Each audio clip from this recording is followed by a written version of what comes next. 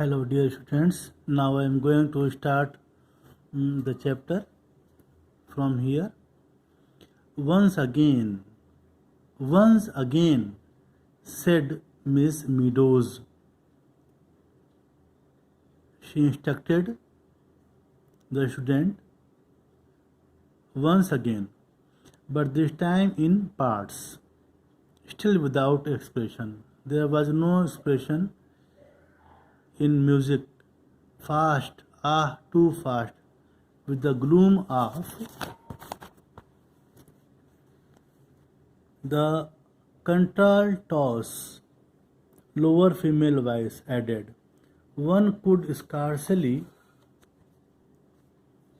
help shuddering. Fade the rose of pleasure. Last time he had come to see her. Now she is totally obsessed. Miss Meadows is totally obsessed with the thought of Basil.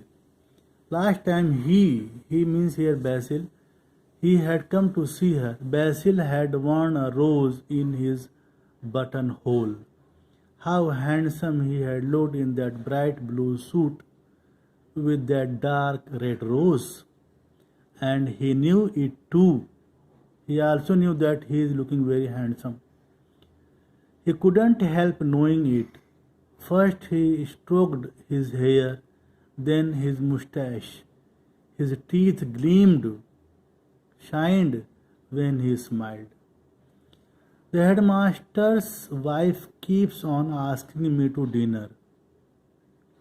It's a perfect nuisance. Inconvenience. I never get an evening to myself in that place. But can't you refuse? Oh, well, it doesn't do for a man in my position to be unpopular.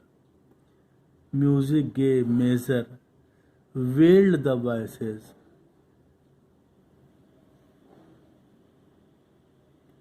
The willow trees outside the high, narrow windows waved in the wind. They had lost half their leaves. The tiny ones that clung wriggled like fishes caught on a line. I am not a marrying man. As you know that she was totally obsessed with the thought. This line was coming to her mind again and again. I am not a marrying man. The voices were silent. The piano waited. Though she was playing the piano, but she was in thought. She was obsessed.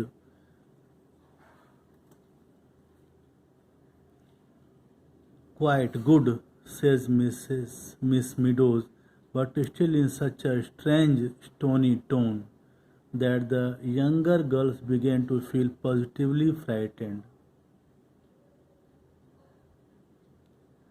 But now that we know it, we shall take it with expression.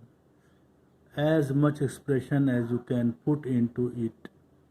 Think of the words, girls. Use your imaginations. Fast. She was instructing the students, but herself she was not doing, and she was not knowing what she has instructed to the students. Fast, too fast, cried Miss Meadows. That ought to break out a loud, strong thought, a lament, a sad song. And then in the second line, winter drearer, make that drearer sound as if a cold wind were blowing through it. Drear, said she so awfully, terribly, that Mary Beasley on the music stool wriggled her spine. The third line should be one crescendo. fleetly. Crescendo means gradual increase. Fleetly, fleetly, music gay, measure. Breaking on the first word of the last line. Passes and then on the word away. You must begin to die, to fade until the listening ear is nothing more than a faint whisper. You can slow down as much as you like almost on the last line. Now, please. She instructed the student to sing like that. When the song ended, Miss Meadows called upon the girls to use their imagination and sing the song with expression and find the exact feeling behind the words of the song. She instructed them to sing drearer, dull, as it was a lamenting song, as if a cold wind were blowing through. Miss Meadows spoke as if her voice was made of stone, stony voice, and the youngest students began to feel frightened. Again the two light taps. She lifted her arms again. Fast, too fast, and the idea of settling down fills me with nothing but disgust. Disgust word was coming all the time in her mind. Disgust was what he had written. That was as good as to say their engagement was definitely broken off. Broken off their engagement. People had been surprised enough that she had got engaged. The science mistress would not believe it at first that Miss Meadows uh, is engaged. But nobody had seen as surprised as she. She was 30, Basil was 25. It had been a miracle, simply a miracle, to hear him say, as they walked home from church that very dark night, "You know, somehow or other I have got fond of you." And he had taken hold of the end of her ostrich feather bow. Scarf, typically made from feathers, boa, passes away from the listening ear. These lines, "You know, somehow or other I have got fond of you." This line passes away from the listening ear. Repeat, repeat. Again, Meadows, Miss Meadows repeated, said, "Repeat, repeat," said Miss Meadows. "More expression, girls, once more." Fast, too fast, the other girls were crimson. Immodest, became immodest. Some of the younger ones began to cry. Big spots of rain blew against the windows, and one could hear the willows whispering, "Not that I do not love you." "But, my darling, if you love me," thought Miss Meadows, "I don't mind how much it is. Love me as little as you like." But she knew he didn't love her. Not to have cared enough to scratch out of the word disgust. She could not forget the word disgust, so that she couldn't read it. Soon autumn yielded unto winter drear cheerlessness. She would have to leave the school too. She means here Miss Meadows, she could never face the science mistress or the girls after it got known. After marriage, she was ready to leave the school. She would have to disappear somewhere. She had all these, she had planned all these things. Passes away, the voices began to die, to fade, to whisper, to vanish. Suddenly the door opened. The story changed here. There is a changing, you can see from here. Suddenly the door opened. A little girl in blue walked fussily, anxious, up the aisle, hanging her head, biting her lips, and twisting the silver bangle on her red little wrist. She came up the steps and stood before Miss Meadows, a little girl. Well, Monica, what is it? The name of that girl was Monica. Miss Meadows asked. Oh, if you please, Miss Meadows, said the little girl, gasping. Sudden intake of breath, gasping. Miss Wyatt wants to see you in the mistress room, she said.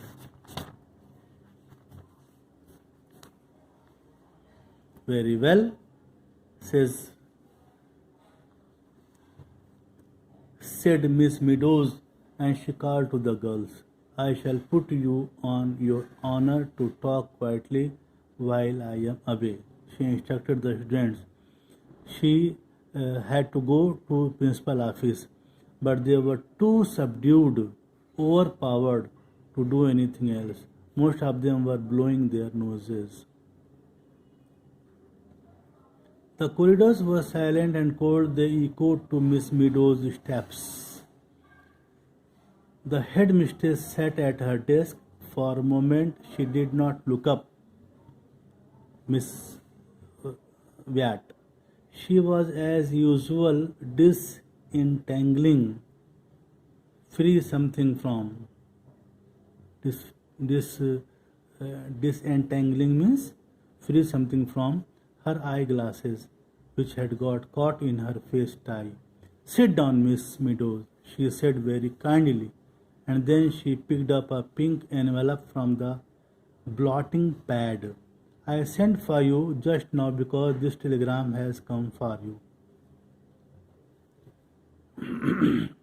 A telegram for me, Miss Wyatt? Basil, he had committed suicide. Decided Miss Meadows. He had committed suicide. Decided Miss Meadows. Her hand flew out, but Miss Wyatt held the telegram back a moment. She thought that he had committed a thought that why telegram had come. I hope it is not bad news, she said so more than kindly, and Miss Meadows tore it open. Pay no attention to letter. Must have been mad. Bought hat stand today, Basil. Pay no attention to letter. Must have been mad. Bought had stand today, Basil, she read. She couldn't take her eyes off the telegram. That was written in the letter. Pay no attention to letter. Must have been mad. Bought, he had bought, Basil had bought hat stand today. She couldn't, she couldn't trust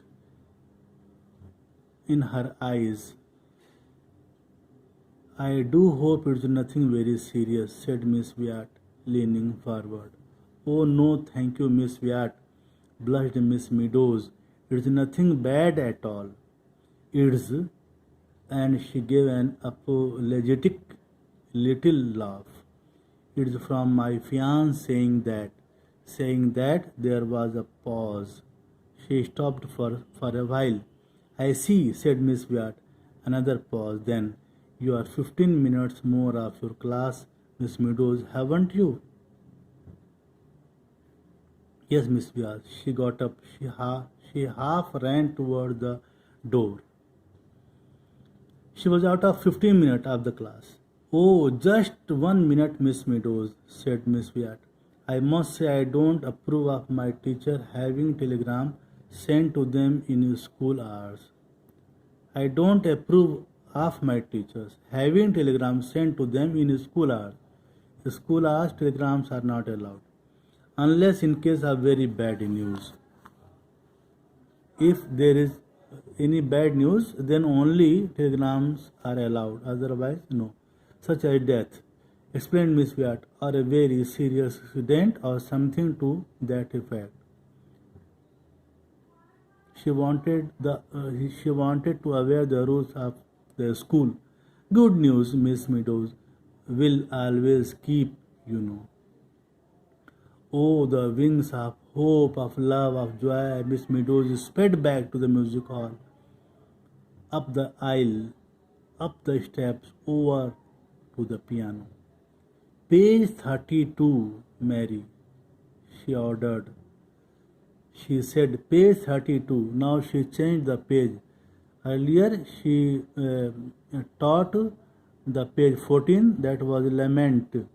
That was a lament. And now again, as her mood was good, she started page 32.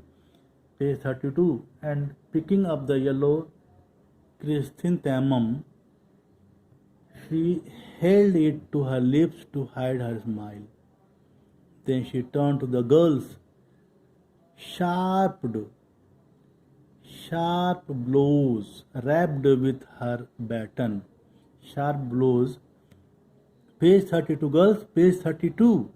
We come here today with flowers overladen, with baskets of fruit and ribbons to boot. To congratulate. Stop, cries Miss Meadows. This is awful. This is dreadful. And she beamed at her girls. What's the matter with you all? Think, girls, think of what you are singing. Use your imaginations.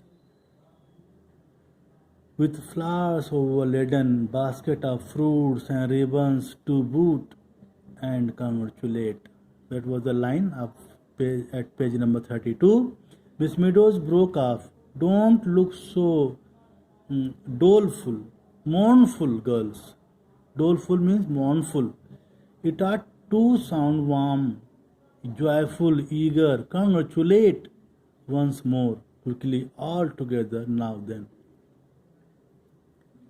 And this time Miss Meadows' voice sounded over all the other voices, full, deep, glowing with expressions. What happened? Miss Meadows once again waved the baton, and the lament began again, with the turmoil in Miss Meadows' mind rising. She began to think if their engagement were off, then she would have to leave the school. This is the contextual meaning of the para. She began to think if their engagement were off, then she would have to leave the school. People were really surprised when they learned that Miss Meadows in her 30s could get engaged to Basil, who was just 25. While the song was being rendered by the girls, Miss Meadows' mind was tossed by the thoughts of Basil. She wished Basil could continue to love her and keep the relation, else she would have to disappear. Just then what happened, you knew. Just then the door opened and a student entered and told Miss Meadows that the headmistress, Miss Wyatt, wanted to see her. Instructing the girls not to be noisy while she was away, Miss Meadows walked to the headmistress' office. She was handed a telegram by the headmistress. It was from Basil. It was written, pay no attention to letter, must have been mad, bought hat stand today. Miss Wyatt asked if the telegram contained bad news.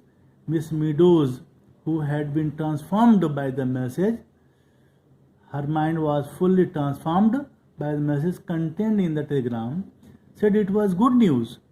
Miss Wyatt, speaking her mind, told her that in future good news should wait until after school hours. She told her that in future good news should wait until after school hours. Miss Meadows returned to her class in a happy and excited mood. She was on the wings of hope, of love, of joy. Now, in the mood of excitement, she led the girls in a different song of congratulations. Miss Meadows' voice sang the loudest of all the voices. That was the story, the singing lesson. Students, please ask me question if you any problem. There is no response from your side. It's not good. Please ask me if you any problem. Thank you so much.